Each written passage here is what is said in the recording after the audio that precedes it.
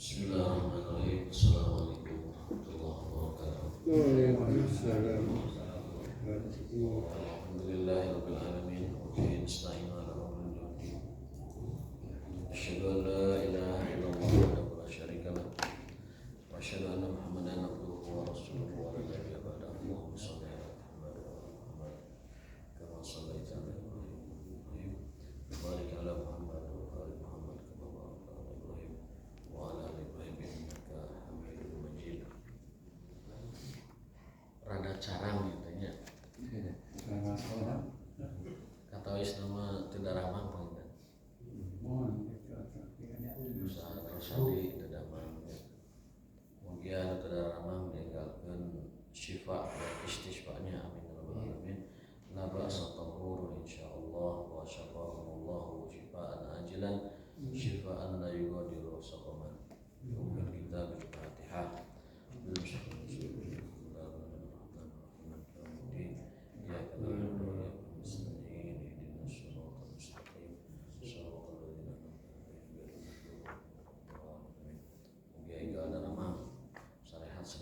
Semua kerap itu, ada kerap.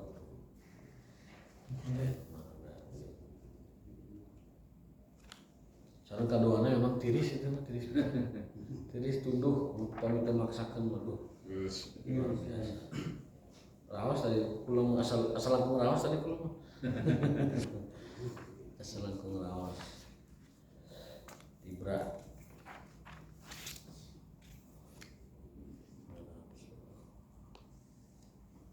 Ayeuna teh kajian tafsirnya surat Humazah terakhir tuh ya.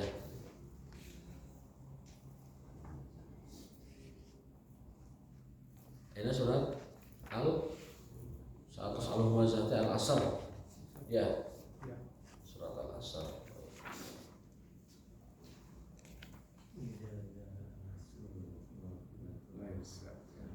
Wal 'asri innal insana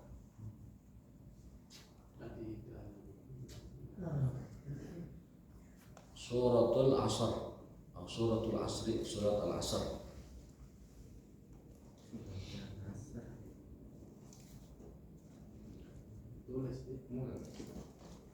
Surat Al-Asr itu surat Makkiyah, diturunkan sebelum hijrah, Makkiyah, dan jumlah ayatnya ada 3. Ini surat yang sangat luar biasa sekali. Bahkan kata Imam Syafi'i, kalau Allah tidak menurunkan Quran, cukup menurunkan surat Al-Asr saja cukup gitu. Sebagai hujah untuk umat manusia, sebagai argumen Allah untuk manusia, sebagai alasan bagi Allah untuk memperhitungkan manusia, itu cukup dengan surat Al-Asr. Makanya beliau mengatakan lauma anzalallahu illa hadhihi surah lakafathu. Kata Imam Syafi'i, andaikan Allah tidak menurunkan kepada makhluknya hujah kecuali surat ini, maka itu sudah cukup bagi mereka. Dan beliau mengatakan sesungguhnya manusia itu kebanyakannya ada dalam keadaan lalai, ya, dan merugi.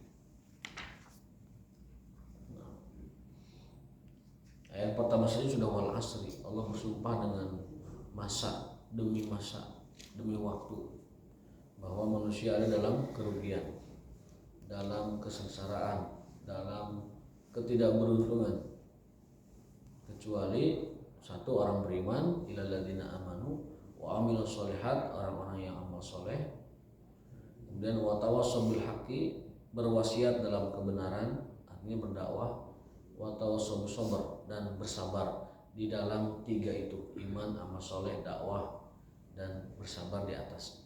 Itulah orang yang selamat, orang yang tidak merugi. Nah, selain mereka merugi. Jadi pada dasarnya hidup di dunia itu rugi. Hidup di dunia itu rugi karena kampung kita di akhirat. Lembur kita yang asli adalah di akhirat. Di dunia mah kata Nabi juga seperti orang yang mampir di bawah pohon rindang, nguyup cendol sekedap, sareng es koyobon, sumaroha wa taraka, kemudian berangkat lagi. Jadi kata Nabi, perumpamaan kalian hidup di dunia itu seperti seseorang bernaung di bawah pohon yang rindang di terik matahari. Duduk sebentar, kemudian ngiuhan, pergi lagi. Pemilih Indonesia ngiuhana plus goyogo sama cendol. Kayak cendolan. Tekan. Sekedap. Atau konteks modern lagi mungkin panas matahari, mampir dulu ke warung cendol, minum, pergi lagi. Nggak mungkin nginep di tempat cendol itu kan? Nggak mungkin, diusir ke Pak Haji Rahman kan. Nah itu Haji Cendol menyebutnya, dekat Imarat soalnya tempatnya dekat Imarat, Pak Haji Cendol ya. Itu kalau lagi panas terik itu pada mampir ke situ orang. Nah dunia itu seperti itu. Kata Nabi, dunia seperti itu, panas, orang singgah sebentar lalu pergi lagi. Kampung kita aslinya di akhirat dan lembur kita, dayuh kita aslinya di akhirat, bukan di mana-mana. Dan kita pun nanti ke sana. Dan kalau kita lihat, ini ada ungkapan bagus dari para ulama ya. Kalau melihat amalan, kita ini rasanya pesimis masuk surga, Pak. Meningali amal-amal orang, pesimis. Nabi Adam salah sedikit dikeluarkan di surga. Orang meloba salah, kan itu. Kalau dipikir-pikir berat. Ini Nabi Adam lompat sekedik, ngalanggar pohon khuldi,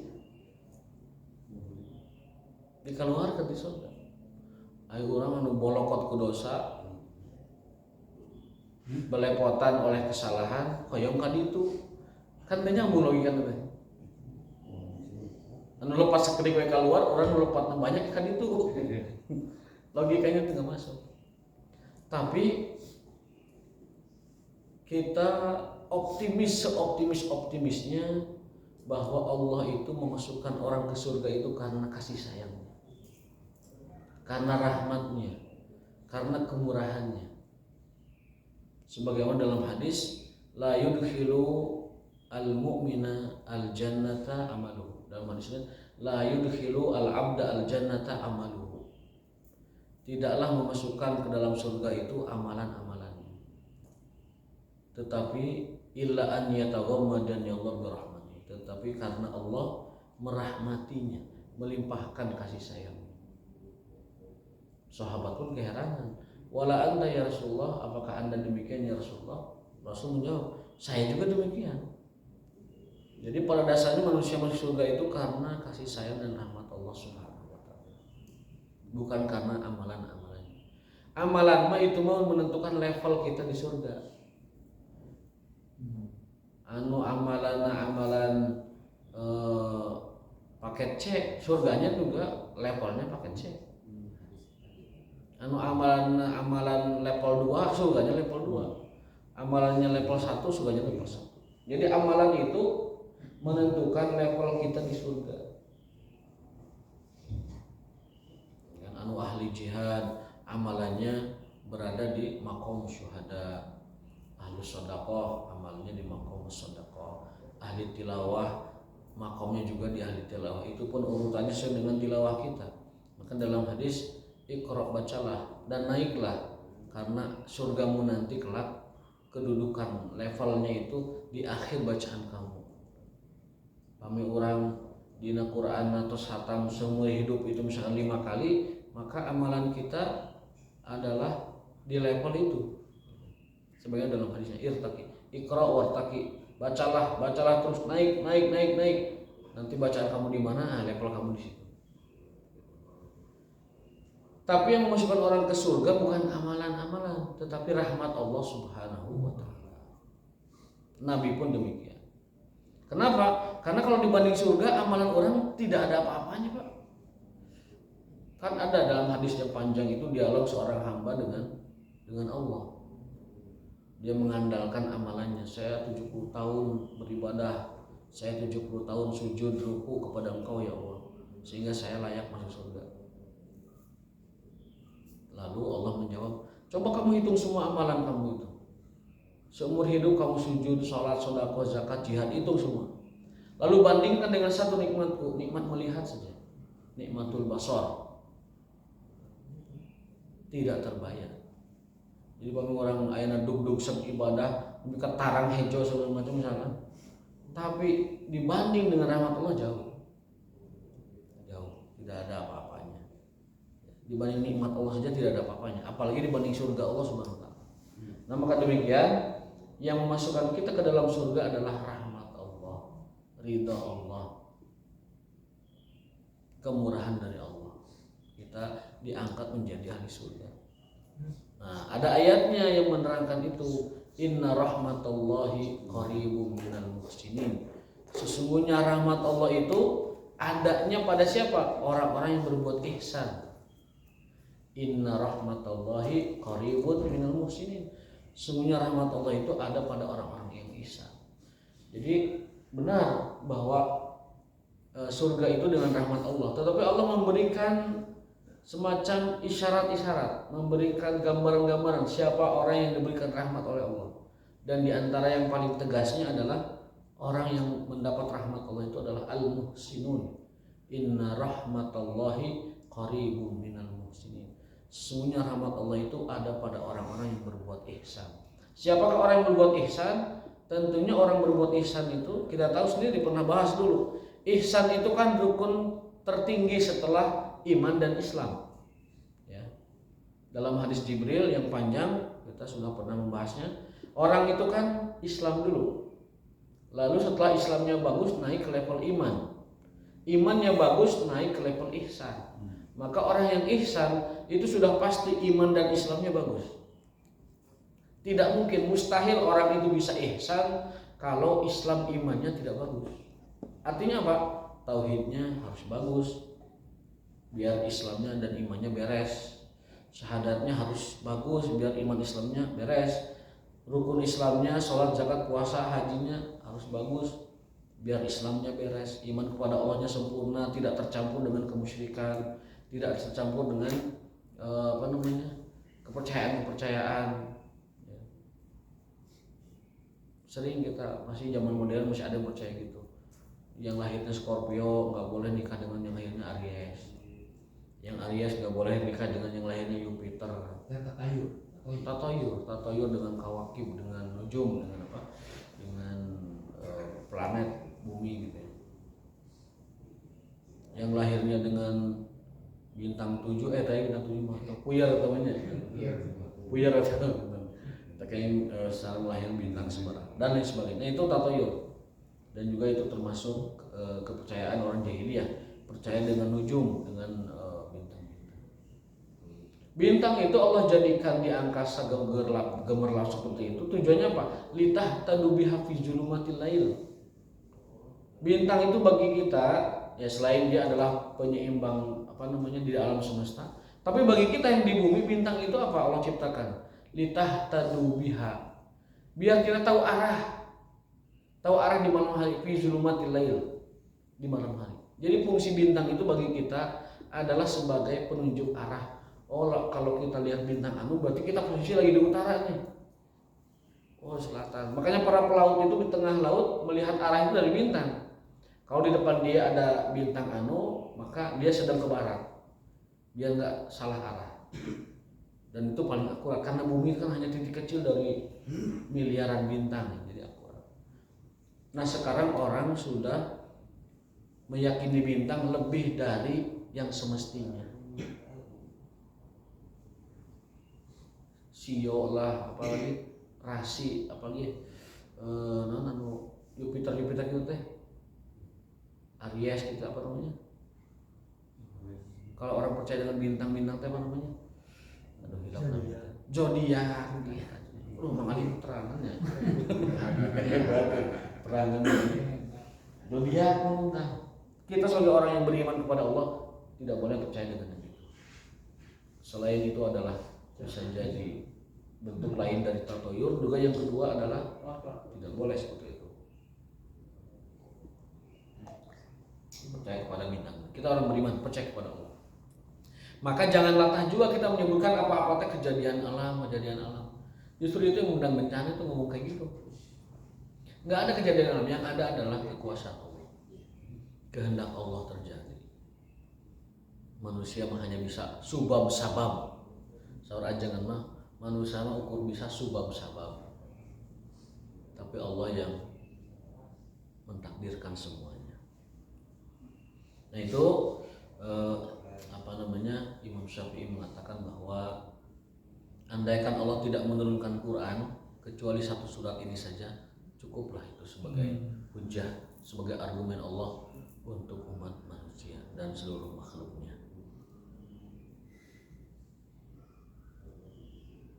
Jadi pada kesimpulannya, hidup di dunia itu pada dasarnya rugi kita itu hidup di dunia itu. Asalnya mah surga kita rugi hidup di dunia. Nah, tapi Allah kecualikan dari yang rugi ini 4 tadi. Orang yang beriman 1, yang kedua beramal soleh, yang ketiga dia berdakwah, tawasobil haq itu berdakwah, mendakwahkan kebenaran al-haq. Lalu yang keempat bersabar di atas jalan itu, sabar di atas iman, sabar di atas amal soleh, sabar di atas dakwah. Jadi tidak harus banyak bersyukur gitu. Maksudnya harus banyak bersyukur. Enggak, kan disuruh bersabar. Ya. Kenapa tidak disuruh banyak bersyukur? Karena bersyukur adanya di iman. Di iman. Illal ladzina amanu wa amilus sholihat wa tawassaw bil haqqi wa tawassaw bis sabr. Bersabar di atas iman, bersabar di atas amal soleh, bersabar di atas kebenaran, dan bersabar di atas dakwah itu orang yang dikatakan sebagai yang tidak merugi. Nah, syukur dan lain-lain sebagainya itu ada di bahasan di iman. Karena orang beriman itu kan 2 sayap. Kalau nggak syukur sabar. Al-mu'min baina janahain. Orang beriman itu memiliki 2 sayap. Yang pertama sayap bersyukur, yang kedua sayap bersabar. Innal mu'min inna amra min kulli khair. Sungguhnya urusan orang beriman itu baik semuanya. Idza asabahu al khair syakara wa idza asabahu syarr sabara. Orang beriman itu seluruh urusannya baik. Jika dia ditimpa kebahagiaan, kesenangan, karunia, nikmat, syakara bersyukur kepada Allah. Wa idza asabahu syarr, apabila ditimpa kerugian, keburukan, kemiskinan, kesengsaraan, kepailitan, ketidaksenangan, sabara, bersabar. Wa dzalika khairul lahu, dan itu baik baginya. Jadi orang beriman tidak ada pilihan ketiga. Imma dia bersyukur, imma dia bersabar. Dan orang yang paling tinggi di antara orang beriman itu apa? Orang yang muslimin, orang yang berserah diri. Makanya di setiap doa-doa para nabi, wa ana minal muslimin, dan aku adalah termasuk orang-orang yang berserah diri. Islam sendiri agama berserah diri kan. Kemudian ada lagi doa tawaffani musliman, ya Allah wafatkan aku dalam keadaan berserah diri. Ada lagi tawaffana muslimin, ya Allah wafatkan kami semuanya termasuk orang-orang yang berserah diri. Karena memang puncak dari penghambaan itu adalah berserah diri. Sederhana aja kita hidup ini.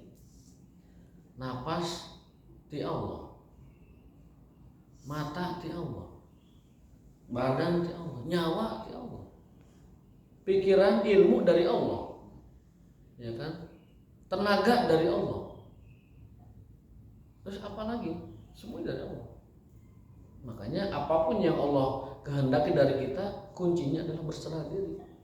Orang kalau berserah diri itu walinya wali, Pak, orang berserah diri itu. Syarat jadi wali paling utama itu ya berserah diri kepada Allah, pasrah. Masih zikir 10 tahun tidak tidur juga kalau nggak pasrah diri nggak akan jadi wali. Masih mau zikir, mau baca doa puluhan tahun, tarang atau ke tahajud, ke tarang hidup, kalau tidak pasrah berserah diri kepada Allah, tidak akan jadi wali. sehebat apapun ibadah kita tidak akan menjadi kekasih Allah sampai kita berserah diri. Dan para nabi itu adalah makhluk manusia-manusia Allah yang paling berserah diri kepada Allah.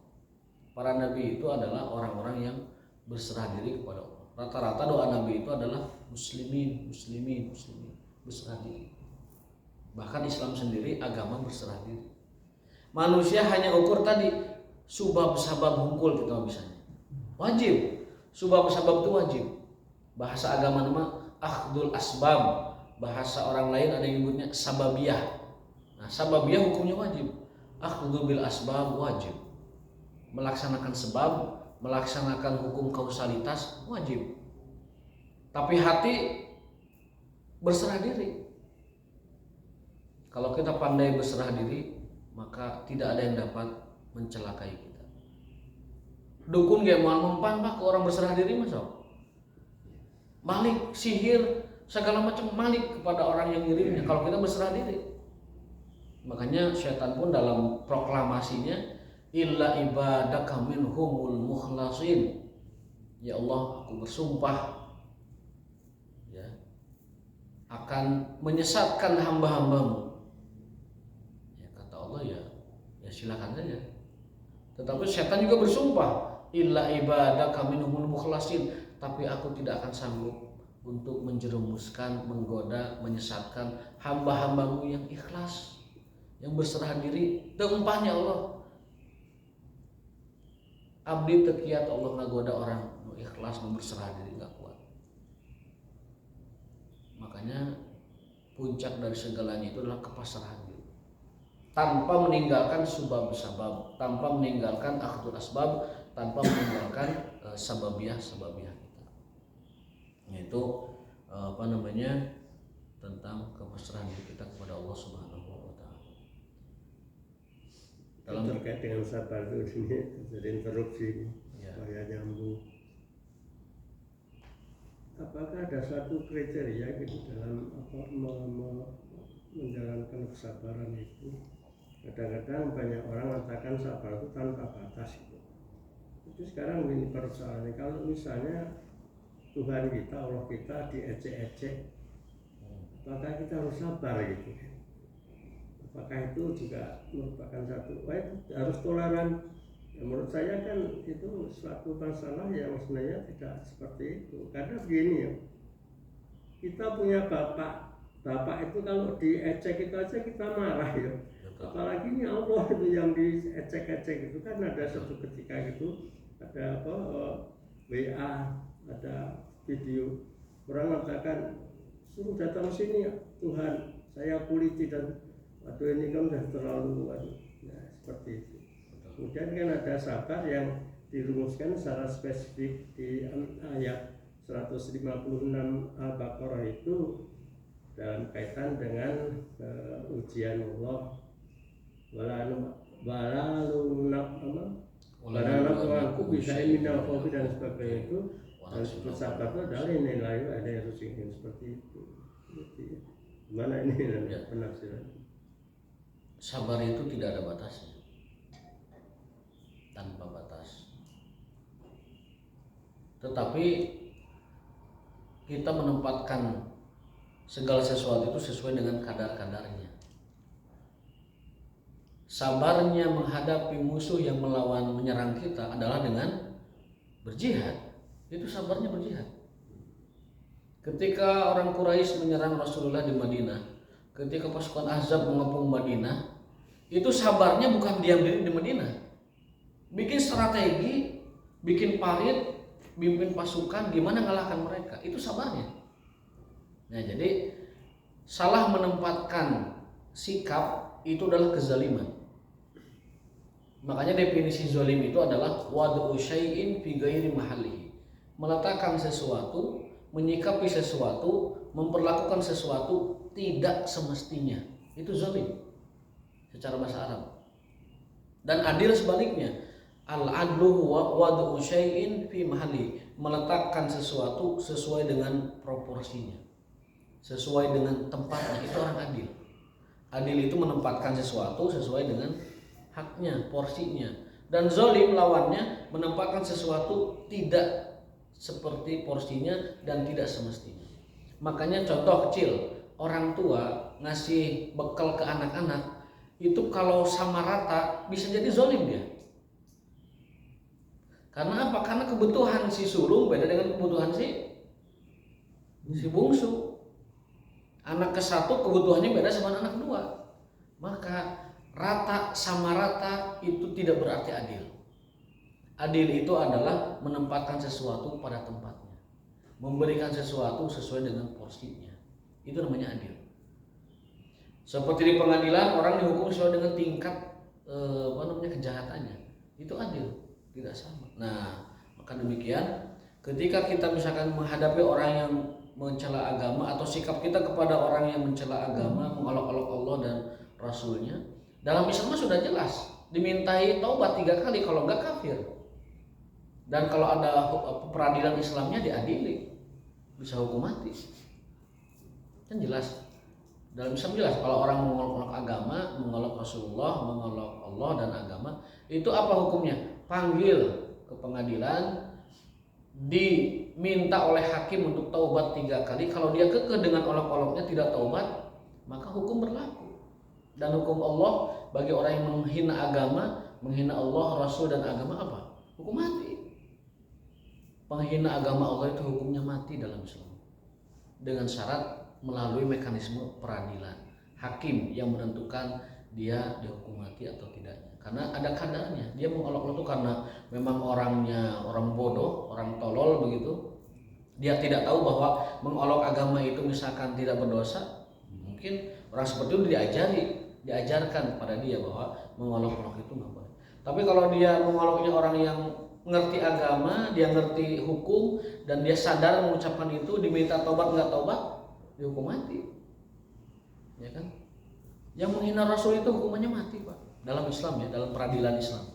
Melalui hakim.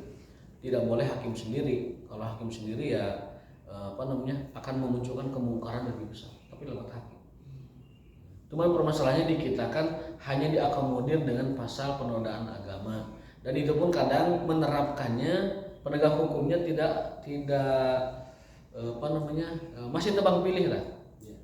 Oknum penegakan hukumnya masih tebang pilih. Jadi kategori penodaan agamanya itu kadang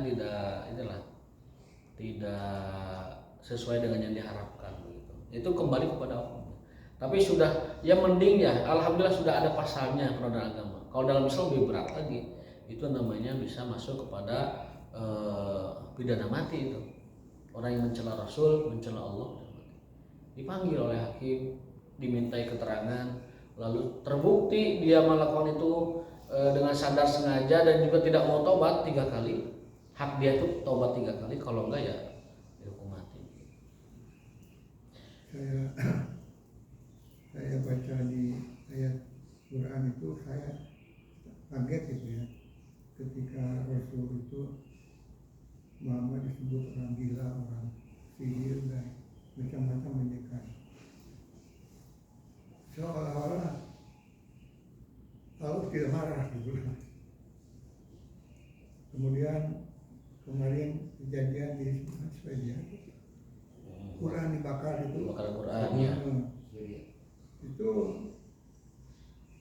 saya pikir Allah akan mengazab atau menghukum mereka itu tidak langsung gitu lah, nanti kapan-kapan gitu. Seperti juga yang saya belum ngerti gitu lah, ketika Rasul disebut tukang sihir, orang gila gitu di Quran itu. Sikap Allah ketika itu bagaimana gitu ya? Apakah kalau memang dihukum ataupun diazab itu gitu, ataupun kapan gitu. Yang pertama, Allah itu sifatnya mutlak. La yus'alu amma yaf'al wa hum yus'alun. Allah tidak boleh dipertanyakan kenapa. La yus'al. Ya. Itu Quran, la yus'alu amma yaf'al. Tidak berhak dipertanyakan kenapa. Wa hum yus'alun, dan kitalah nanti yang dipertanyakan. Berarti apa? Berarti apa sikap kita tentang itu? Apa yang kita lakukan terhadap itu? Gitu. Kalau ada penghinaan, kalau ada apa-apa, apa yang kita lakukan? Dan Allah punya rahasia sendiri kenapa tidak menghukumnya di waktu itu. Kenapa Nabi Muhammad mujizatnya tidak seaheng mujizat Nabi dahulu. Nabi Musa belah lautan, Nabi Nuh banjir bandang, Nabi Ibrahim tidak mempan dibakar. Kenapa? Nabi Muhammad itu mujizat terbesarnya adalah Quran. Ya. Karena Nabi Muhammad sangat menyayangi umat manusia. Mukjizat itu kan turun sebagai bukti tentang kerasulan utusannya. Dan konsekuensi orang kalau tidak mengimani mukjizat atau tidak beriman setelah mukjizat disiksa, dihabisi. Mukjizat itu kalau sudah turun orang tidak beriman juga dihabisi orang itu semuanya. Fir'aun dengan bala tentaranya habis semua. Kemudian Nabi Nuh habis semua. Nabi Muhammad nggak mau seperti itu. Mukjizat terbesarnya Nabi kita itu Quran, hujah, argumen, akal, logika. Ilmu itu hujah di bawah Musa. Makanya Al-Quran huwa akbar mu'jizatin li Rasulillah sallallahu alaihi wasallam. Karena Rasul takut kalau kaumnya diturunkan mukjizat seperti Nabi terdahulu, kemudian nggak beriman juga, disikat habis. Tidak ada ceritanya kaum terdahulu diturunkan mukjizat, kemudian mereka tidak beriman diantep, mau apa? Disikat, dan itu ada ayatnya. Hatta idza stayasa rasul wa zannu annahum qad kudzibu ja'ahum nasrun. Pasti diazab. Mukjizat kalau sudah turun, mereka tidak beriman pasti diazab. Karena kaumnya biasanya menantang begitu. Fa'tina bima ta'iduna. Hai Rasul, hai yang aku Rasul. Hai orang yang aku Rasul, fa'tina bima ta'iduna. Coba datangkan apa yang kau janjikan dari Tuhanmu itu. Kan tantang terus kaumnya tanya. Turunlah mukjizat. Nah, ketika mukjizat turun mereka tidak juga beriman, disikat habis. Nah, Rasul SAW kaumnya sedikit berbeda dengan kaum-kaum sebelumnya juga memang. Kaumnya Rasul itu sudah mulai fase manusia itu sudah mulai berpikir. Makanya tuduhan kaumnya itu tadi Muhammad mungkin seorang penyair. Kata-katanya bagus atau sehingga ditujunya apa? In huwa illa sihar. Ada lagi sihar dan ada lagi syiar. Makanya Allah membantahnya. Ma huwa biqauli syair. Dia bukanlah penyair. Dia juga bukanlah penyihir. Nah, umat-umat yang datang belakangan itu mereka argumen yang pas untuk mereka itu adalah argumen yang sifatnya itu pemikiran, logika. Al-Quran lah jawabannya.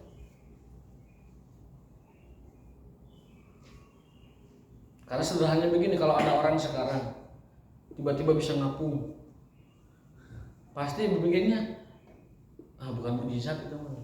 Andaikan ini ada nabi di zaman sekarang bisa ngapung, mau percaya orang? Mukjizat orang-orang sekarang mah ini ilmu pengetahuan. Makanya Al-Quran lah jawabannya. Al-Quran kitab mukjizat sepanjang masa, tidak dapat dikalahkan dan tidak dapat diungguli dari sisi aspek manapun. Tidak akan bisa. Al-Quran Karim. Nah, maka yang tadi kenapa Allah misalkan membiarkan rasulnya dituduh sihir, dituduh syair, kemudian rasulnya dikatakan, karena Allah tahu bagaimana menghukum kaum itu. Allah tahu bagaimana. Ini menyambung masalah syair, saya teringat acara TV ya, saya sebut aja Kompas jam 4 pagi ya. Itu ada siaran siar syair, padahal isinya tilawah. Siar syair. Nah, tadi di ayat berapa ya 7 Muhammad itu kan mengatakan Allah itu tidak mengajarkan syair kepada Muhammad karena syair itu tidak pantas. Ya. Tapi di dalam TV itu ada acara seperti itu. Jadi ayat-ayat Quran itu menurut Kompas itu merupakan syair. Terus dikritik itu. Ya, saya sudah membuat di WA, mohon kepada Kompas merubah itu. Itu harusnya siar Islam aja pada sebagainya. Tapi kalau ayat disebut syair itu satu penghinaan. Surat Yasin ada. Itu mau Kompas ya. Kompas. Oma allamnahu syi'ra wa ma yanbaghi lahu. Surat Yasin ada itu. Dan kami tidak mengajarkan syair dan tidak pantas bagi seorang nabi bersyair. Oma allamnahu syi'ra wa ma yanbaghi lahu. Nabi tidak diajarkan. Kami tidak mengajarkan dia syair dan kami tidak dan nabi tidak pantas bersyair karena yang dia sampaikan adalah wahyu. Maka dari itu di surat Yasin itu jelas sekali tuh. Nabi tidak bersyair. Hanya saja tuduhan kaumnya itu kan karena mereka itu kafir dan tidak beriman. Tuduhan yang paling tepat untuk orang yang menyampaikan Quran yang bahasanya begitu luar biasa, dituduh syair, dan itu sebuah kesalahan. Allah sudah membantahnya. Ma huwa biqauli syair, dia bukanlah penyair. Wala biqauli kahin, dia juga bukan seorang dukun, bukan seorang pesihir. Itu adalah wahyun atau tazkiratun min rabbil alamin. Itu wahyu dari Allah Subhanahu wa taala. Nah, ya mudah-mudahan ada orang yang sadar dekat dengan pihak TV tersebut mengingatkan atau minimal tokoh ulama lah di level nasional mengingatkan tidak menggunakan ungkapan syair ya. Karena khawatir orang mengira keindahan Quran malah dipahami syair. Dan itu sebenarnya penyesatan atau pembodohan publik ya. Ketika Al-Quran yang dibahas tetapi judulnya malah syair. Syiar syair padahal bahasanya adalah Quran Karim. Itu sebuah penyesatan sebenarnya. Bisa digugat, bisa dilaporkan kalau ada pihak yang mau melaporkan. Saya sudah saya komunikasikan dengan anggota dewan di provinsi itu termasuk tokoh lokal. Tapi beliau ada bapak aja nyarankan ke Kompas. Kalau saya kan hanya personal, tapi kalau anggota dewan itu punya status diperhatikan gitu. Nah itu sikap apatisnya itu. Minimal sih sebenarnya satu aja ada anggota dewan itu yang ngirim ke redaksinya gitu. Satu orang aja, Pak mohon maaf itu judul itu kontroversi, kami masukkan dari masyarakat begini, itu langsung direspon. Ayo modal kita makan ngirim surat ke sana juga ngirim WA mungkin bisa jadi nggak dibaca saking banyaknya kan ribuan yang masuk. Tapi kalau oleh tokoh cukup di istilahnya itu di tag dia, di tag akun Kompasnya, Pak tolong judulnya itu kontroversi menurut masukan masyarakat, itu dirubah langsung. Jadi, soalnya acaranya teh pagi macan belum pada bangun jam segitu kan, jadi tidak banyak mungkin orang yang nontonnya gitu sehingga tidak reaksi dari publiknya tidak terlalu besar gitu. Atau mungkin juga tidak paham. Kenapa? Dari dulu Kompas kayaknya Islamofobia. Islamofobia pastilah itu. Ya, dalam kajian surat Al-Asri tadi yang saya sampaikan, ini kan membahas orang-orang yang tidak merugi ya, atau orang-orang yang beruntung, seperti yang beriman, beramal soleh dan berdakwah, juga sabar dalam iman, amal soleh dan dakwahnya. Nah, kaitannya dengan tadi bahwa masuknya seseorang ke surga itu karena rahmat Allah. Ya. Nah, pertanyaannya dan sekaligus ini mungkin minta doanya, apa sih kira-kira kita supaya mendapat ya karunia atau rahmat Allah ini? Karena kan kita tempatnya salah dan hilaf gitu kan. Terus kemudian catatan tadi dari Ustaz juga ada bahwa salah satu menjadi syarat kekasih Allah berserah diri. Betul. Nah, bagaimana ya kira-kira gitu kan? Kalau tadi ada lagi bahasan adil dan zalim, ada orang yang hidupnya setengahnya dipakai untuk kemaksiatan. Sementara ada juga yang memang bisa berbuat dari kecil dapat hidayah sampai hafal Al-Quran sampai amal macam yang husnul khotimah ya. Nah, gimana caranya supaya kita istiqomah gitu ya dalam berharap karunia Allah itu. Kemarin ada bahasan bahwa ada yang mampir dulu masuk surga itu. Betul. Ada yang tidak, bahkan tidak dihisab masuk surga. Betul. Nah, kita pengennya Tanpa hisab. iya gitu kan. Karena menyadari banyak dosa. Terima kasih. Assalamualaikum warahmatullahi wabarakatuh. Waalaikumsalam. Tadi yang menyatakan bahwa sebab masuk surga itu rahmat Allah adalah hadis Rasulullah SAW, hadis Nabi, dan kita tidak pernah ragu dengan itu. Akan tetapi sebagian orang mungkin menyampaikannya itu tidak pas, tidak lengkap, sehingga membuat orang yang beramal soleh itu pesimis. Wah, atuh ieu mah lo penting amal ge cantang tuh kieu mah. Gitu. Padahal yang dimaksud oleh Nabi itu agar setiap orang itu menyadari bahwa yang dia kejar-kejar itu adalah rahmat Allah dan ridha Allah, bukan banyaknya amalan. Dikejar tuh ridha Allah. Ridha Allah dalam amalan apa? Satu, ikhlas. Ikhlasnya maksimalkan. Yang kedua, ittiba'nya, mengikuti sunnah Rasul atau tidak. Yang mendatangkan keridhaan Allah itu bukan banyaknya amalan, tapi kesesuaian amalan itu dengan petunjuk Rasul SAW. Sederhana begini, sok ayeuna aya anu sholat subuhna 1000 rakaat, 10 rakaat subuhna. Banyak henteu itu? Banyak, tapi tidak sesuai dengan petunjuk Rasul, tidak akan diridhoi. Ayeuna misalkan ada yang saum tapi tidak sesuai dengan petunjuk Rasul tentang saum itu, meskipun saumnya sebanyak apapun tidak akan Allah ridhoi. Orang saumnya tidak sesuai dengan cara Rasul. Nah, yang maksudnya itu yang kita kejar itu ridha Allah, dan ridha Allah itu ada pada satu, keikhlasan, kedua, kesesuaian ibadah amal kita dengan Rasulullah, yang ketiga, iman kita tidak tercampur oleh kemusyrikan. Itu yang mendatangkan ridha Allah. Berikut juga rahmat Allah, berikut juga fadlum minallah, itu di situ. Iman, ikhlas, ittiba. Dulu pernah kita bahas 3 kunci, 3 kriteria ibadah amal kita berkualitas. 1 iman, kedua ikhlas, ketiga ittiba. Iman, alhamdulillah sudah iman. Jangan pernah ternodai dengan kemusyrikan. Yang pertama. Yang kedua ikhlas, jangan pernah ternodai dengan yang selain Allah dalam keikhlasan kita. Ketiga, ittiba, sesuai dengan sunnah contoh Rasul SAW. Nah, kita taklim ini kan dalam rangka supaya amal ibadah kita itu sesuai dengan Rasul SAW.